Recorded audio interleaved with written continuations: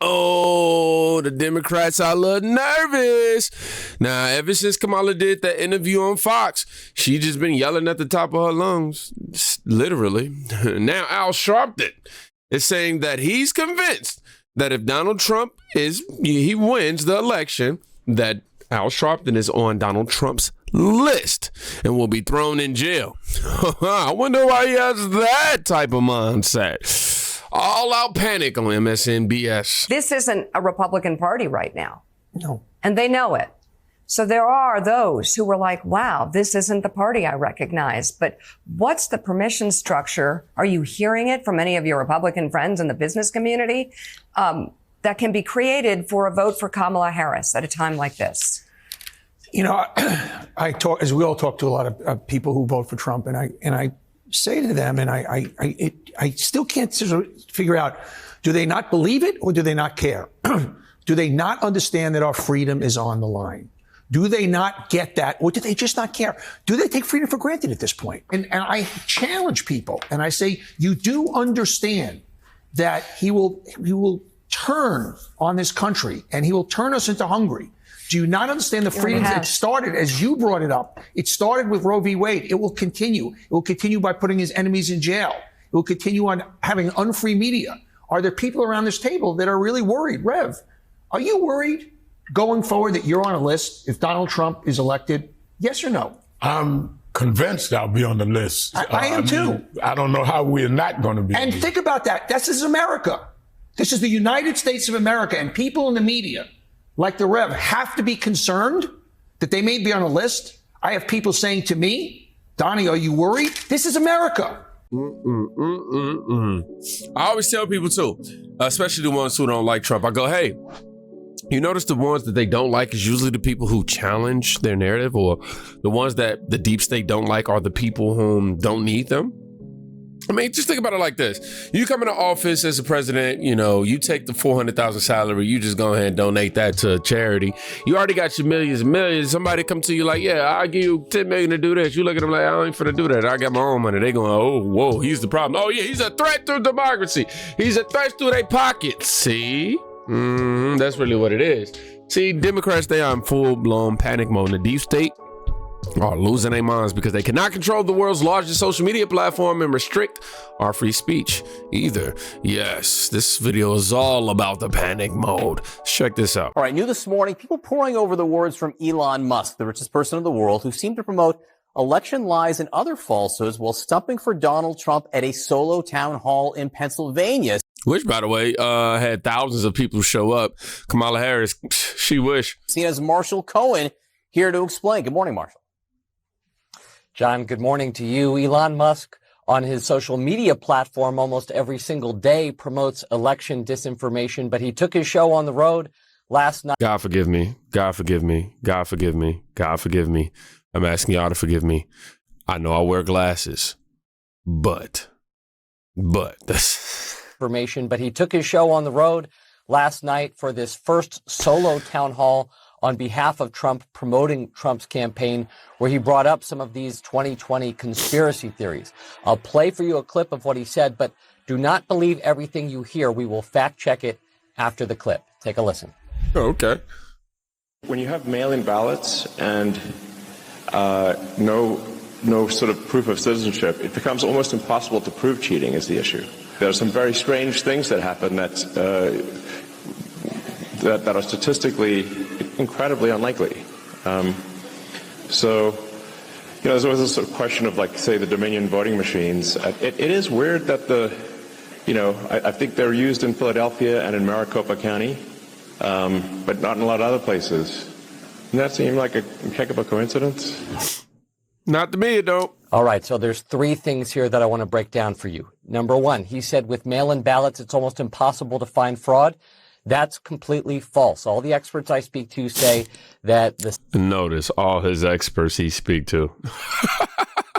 systems are in place. There are plenty of safeguards. It's actually pretty easy to find fraud, and fraud is extremely rare. Of course, mail ballots are paper trails. There's barcodes. Everything there is verified. So, let me ask you this.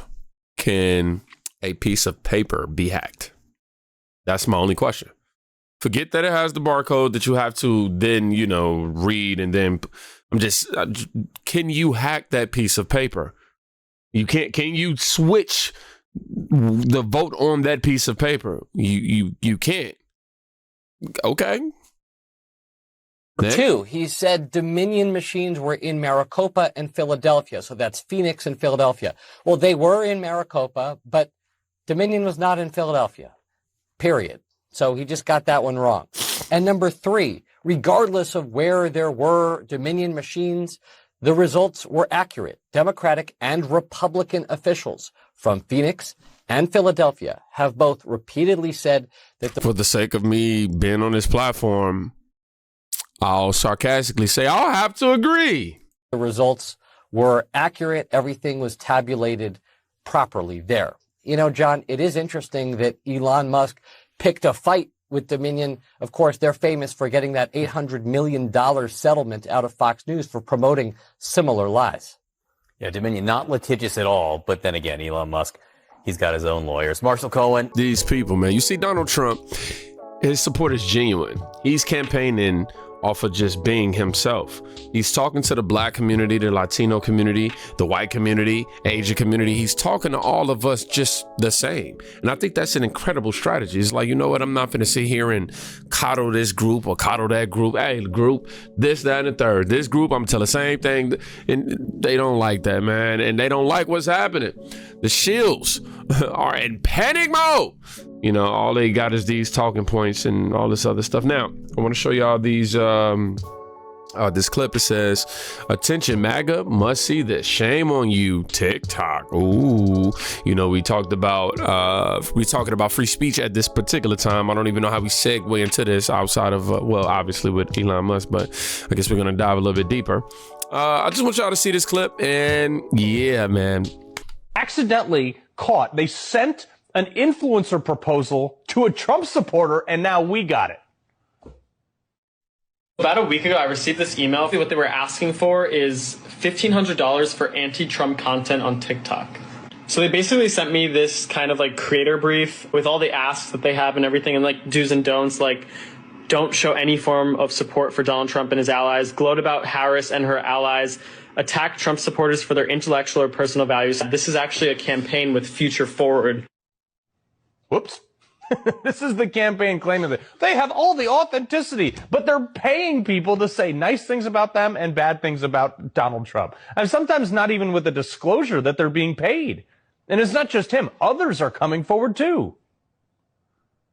Sunny, who met us in Houston, was one of a few dozen influencers invited to the White House to watch the State of the Union and meet President Biden. He said to us, the collective presence in this room has more viewership on Gen Z than all of traditional media combined. Now, Democratic organizations are flooding the creator community with cash and providing behind-the-scenes access. Come with me to meet the President of the United States. The Harris campaign does not pay influencers directly. CBS News found a constellation of other Democratic political organizations that do. Now, last but not least, Kamala Harris. The Indian who wants to self-identify as black, she's historically low with black voters. Black voters, especially men, are turning more and more turning more to former President Donald Trump in an unexpected shift in this election year. Now, Vice President Kamala Harris is in panic mode, as we know, scrambling to get Fox News and the Joe Rogan Show podcast to counter her flagging polling numbers.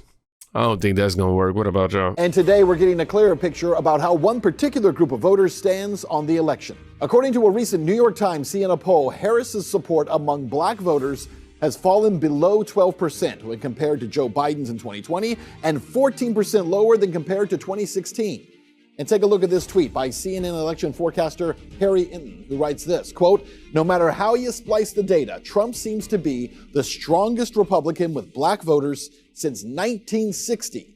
Young black men in particular have trended right during Trump's runs, cutting the dim margin by 40 points from 2012. But Trump's doing historically well with black women too, end quote. And that may explain why the Harris campaign seems to be in all panic mode. doing media appearances on every corner of the internet. She's now slated to appear on Fox News, and she's actually pitching to go on Joe Rogan. And she's even appearing to openly pander. Take a listen to her words last night during an audio town hall with Charlemagne the God. So my agenda, well, first of all, on the point of reparations, it has to be studied. There's no question about that. And I've been very clear about that position. Seems a little convenient, doesn't it? Like, I don't know, the low-hanging fruit that she is reaching to rally support here. And that's not where it ends. The Harris campaign has gone as far as to roll out a list of policy proposals aimed specifically at Black men. He's calling it an opportunity agenda that will provide this: $1 million in loans that are fully forgivable, $20,000 for Black entrepreneurs to start a business, training and mentorship programs that will lead to high-paying jobs for Black men, a national health initiative aimed at illnesses disproportionately targeting Black men, and the kicker, legalizing recreational marijuana to create opportunities for Black males to succeed. If any other candidate announced these policies aimed towards Black Americans, it would be considered racist. It's a massive contradiction, yet you hear nobody talking about this on any mainstream network. All I'll say is this. It's pretty interesting to see these Democrats spew out the same vomit, same narrative. They're all in full panic mode because the internal polling shows Kamala under water everywhere. And Trump, they're trying to censor our speech. They trying to, I got to be very careful. They're trying to be very careful about how they collect the votes. Let me just say that. Y'all pray for America.